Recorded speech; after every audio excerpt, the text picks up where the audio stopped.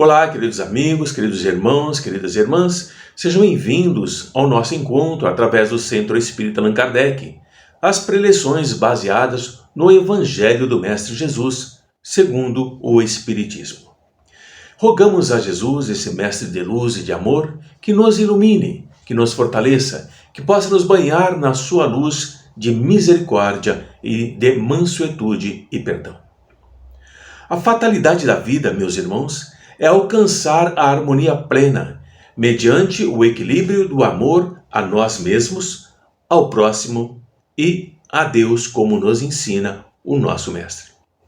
Qualquer desvio que nós temos do sentimento do amor, que nós vamos tombar em desequilíbrio, em desarmonia, e com isso vamos adiando o processo da evolução e retardando a marcha do nosso progresso como espíritos que somos.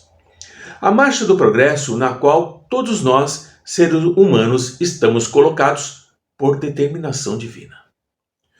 Onde existe o amor, o hálito da vida se sustenta, mas na sua ausência, nós nos expressamos como seres ainda primitivos, aguardando fatores propiciatórios para que possamos surgir e exteriorizar o nosso próprio eu. Mas quando nós estamos atados ao desejo da vingança, nós estamos doentes do nosso ego, insubordinado, diante das ocorrências dos mecanismos do crescimento espiritual. Vamos evoluindo pouco a pouco. E em nossa jornada evolutiva, em nossas vidas, nem sempre todas as ocorrências são favoráveis. E não poucas vezes vão surgir fenômenos perturbadores pela agressividade, por meio de um desvio de conduta, através de um erro, mediante uma atitude indevida, que vão gerar reações profundamente infelizes que se converterão em desejo de vingança como um recurso de liberação do ódio que nos alimenta, o que é uma grave enfermidade da nossa alma.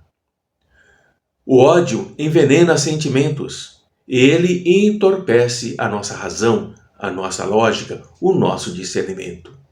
O ódio dá vitalidade à vingança, que vai conduzir a transtornos comportamentais mórbidos, dolorosos, de recuperação difícil. Na nossa condição humana, entre nós, homens pigmeus, que detestavam Jesus, ele enfrentou as agressões e diatribes de um povo que o odiava, sem permitir-se vincular a eles por meio do ressentimento, do ódio e jamais por qualquer expressão de vingança. Diante dos ensinamentos que devemos amar ao nosso próximo e aborrecer o nosso inimigo, Jesus nos ensina que devemos amar os nossos inimigos, fazer bem àqueles que nos odeiam e orar por aqueles que nos perseguem e nos caluniam. E é somente assim que nós seremos filhos de nosso Pai que está nos céus, o qual faz nascer o seu sol sobre bons e maus e cair a chuva sobre justos e injustos. Jesus pergunta para aqueles que o seguiam: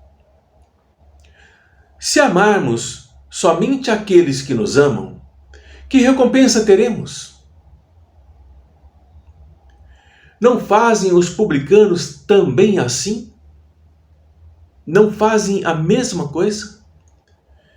E se saudarmos somente aos nossos irmãos, o que fazemos nisso de especial?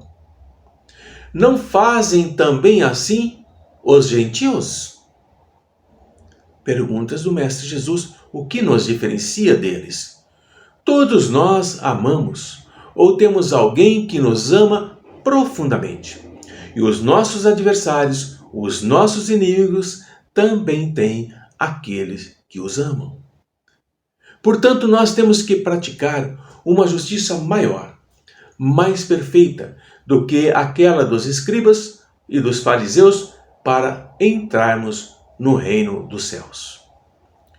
Jesus vai nos ensinar que devemos amar os nossos inimigos, fazer o bem e emprestar a eles, sem nada esperar, para sermos filhos do Altíssimo, que faz bem mesmo àqueles que são ingratos e maus. Jesus nos pede para sermos misericordiosos, como também o nosso Pai, que está nos céus, é misericordioso. Jesus vai nos mostrando que o bem é mais forte do que o mal, que a não violência é o antídoto para a ferocidade, a paciência é o remédio para a irritação, a esperança é o recurso para o desalento. Jesus demonstra que precisamos coragem para enfrentarmos o mal, equipados pelo bem, enriquecidos pelo amor, desarmados de sentimentos morbosos de vingança, sem carregar o elixir do ódio que vai sustentar a nossa inferioridade evolutiva. O não matar, o não ser violento, constitui o mais grandioso desafio cultural e emocional que a criatura humana pode experimentar. Aqueles que ainda se encontram não espiritualizados se escravizam aos instintos inferiores, ainda não estão elevados. Afirmar o bem e exercer a coragem para sofrer as consequências da opção escolhida, como forma de superar a tempestade do desespero, do desregramento de conduta que vai assolando em todos os tempos e em todas as culturas. Jesus ensina que a vingança é atraso moral do espírito, que permanece no primarismo. O perdão, ao contrário, exalta o indivíduo. A vingança leva a futuros conflitos e nos prende àqueles a quem detestamos. O perdão nos liberta do agressor e lenifica os nossos sentimentos, que vão restaurar a nossa alegria de viver. A vingança nos aflige sem pausa, sem perdão, sem descanso, e o perdão equilibra, desenvolvendo estímulos para novos embates. Meus amigos e irmãos, a coragem está em não revidar o mal, nem sequer pensar no mal e não se permitir sentir o mal. Se o amor do próximo é o princípio da caridade, amar aos inimigos é a sua aplicação sublime, porque essa virtude constitui uma das maiores conquistas sobre o egoísmo e o orgulho. Nós não devemos ter pelo inimigo a mesma ternura que temos por um irmão ou por um amigo. Seria arriscar demais. A ternura pressupõe confiança no outro.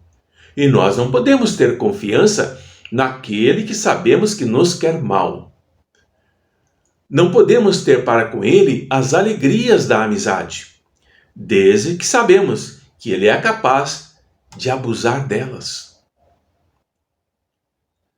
Entre pessoas que desconfiam uma das outras, não existem os impulsos da simpatia. Não temos a mesma satisfação ao encontrar um inimigo como quando o encontramos com um amigo. As reações são diferentes. Nós nos alegramos com um amigo e ficamos desconfiados com o inimigo. Quando revidamos os golpes infelizes que recebemos, como ensina Jesus, dar a outra face, a face da mansuetude, nos transformamos em criminosos iguais àqueles que nos infelicitam e perseguem. Jesus nos ensina a não reagir, a ser mansos. Certamente o instinto de conservação nos previne para não nos deixarmos consumir pela impiedade do outro, ou para nos arrastarem injustamente ao poste do sacrifício. A conduta de Jesus nos ensina para sermos precavidos, cuidadosos, para não nos envolvermos em contendas, em brigas, evitando os entreveros estabelecidos por aqueles que são belicosos, Esta é a melhor atitude a ser tomada e recomendada. Não reagir. No entanto, jamais fugir do testemunho ou debandar do sacrifício quando nós somos convidados.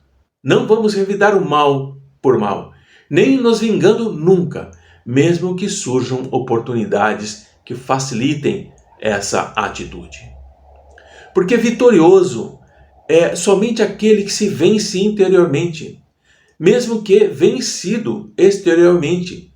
Por isso Jesus diz: amarás o teu próximo como a ti mesmo. A maldade, meus amigos, meus irmãos e irmãs, não é o estado permanente do homem, mas ela decorre de uma imperfeição momentânea. E da mesma maneira que uma criança vai sendo corrigida nos seus defeitos, o homem mau, o homem perverso, cruel, reconhecerá um dia os seus erros e se tornará um homem bom. É importante entender que a morte do nosso inimigo nos livra da sua presença material, mas ele pode nos perseguir com o seu ódio, mesmo depois de haver deixado a terra. A vingança assassina não atinge o seu objetivo. Ao contrário, tem por efeito produzir maior irritação, que pode prosseguir de uma existência para outra. Não existe coração tão perverso que não se deixe tocar pelas boas ações, mesmo a contragosto. O bom procedimento não dá nenhum pretexto para represálias, e com ele, com o bom procedimento, podemos fazer de um inimigo um amigo antes e depois da morte. O mau procedimento, ele se irrita, e é então que ele serve de instrumento para a justiça de Deus para punir aquele que não perdoou. Nós podemos ter inimigos entre os encarnados e os desencarnados, sem sombra de dúvida. Se nós devemos ter indulgência, benevolência para os inimigos encarnados, igualmente nós devemos ter para aqueles que estão desencarnados. O amor de Deus a que se refere Jesus é um sentimento também de compaixão, que socorre, mas não se detém em exigências de natureza alguma. Todo ser humano, todos nós, temos que realizar o nosso trabalho de autoiluminação. E após fazê-lo, nunca mais nós seremos os mesmos. Jamais Jesus fará a nossa tarefa ou fará por outro. Jamais. Todo o seu amor do Mestre é disciplinante e engrandecedor. É inequívoco isso. O ódio e o não perdão permanecem no mundo na condição de loucura que o tempo amorosamente irá desfazer, fertilizando as plantas da misericórdia, que ao germinar desse amor no solo dos nossos sentimentos. Enquanto pairar sobre a sociedade a sombra coletiva do desamor, é necessário os homens se encherem de misericórdia, assim como está cheio de misericórdia Deus, o nosso Pai. O amor do Mestre, que nos ensina a perdoar, que nos ilumina, que nos orienta sobre como nos comportar em relação aos nossos adversários. Aprender a amar, aprender a perdoar, aprender a cuidar, aprender que o bem sempre vence, por mais que nos pareça que não. A misericórdia é lei divina, assim como nós temos como lei divina o aprendizado do perdão a nós e ao próximo, e também o aprendizado de amar a nós mesmos, amar ao nosso próximo, amar ao nosso Pai. O Mestre Jesus traz em seu coração essa luz que ilumina os nossos caminhos.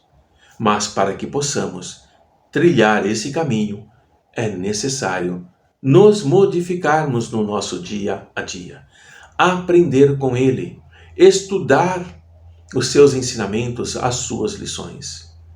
Entender que o Mestre não fará por nós e nem pelo outro. Nós é que iremos e teremos que fazer.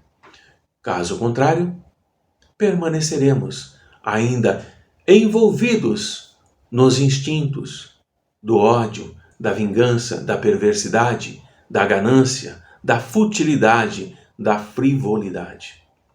Compreender e entender que é necessário nós nos libertarmos dessas sombras que nos sufocam, que nos impedem de respirar, que nos impedem de ver a luz que carregamos dentro de nós, seremos prisioneiros de nós mesmos. Rogando ao nosso Mestre amado que nos ilumine sempre, que nos aumente a confiança, que nos permita seguirmos o seu caminho de amor e de compreensão de que o Pai é bom, de que o Pai nos ama a todos e que nenhuma das suas ovelhas se perderá. Essa é a promessa do Mestre. Mas para isso é necessário amar. Para isso é necessário compreender que o reino dos céus é tomado de assalto. O reino dos céus exige de cada um de nós nos colocarmos a caminho com nossos corações leves, serenos, brilhando e envolvidos na luz da misericórdia. Muita paz a todos e esperamos que essas pequenas palavras aqui colocadas toquem os corações e as mentes de vocês que nos assistem, já buscando a luz divina. Até a próxima oportunidade de nos encontrarmos novamente.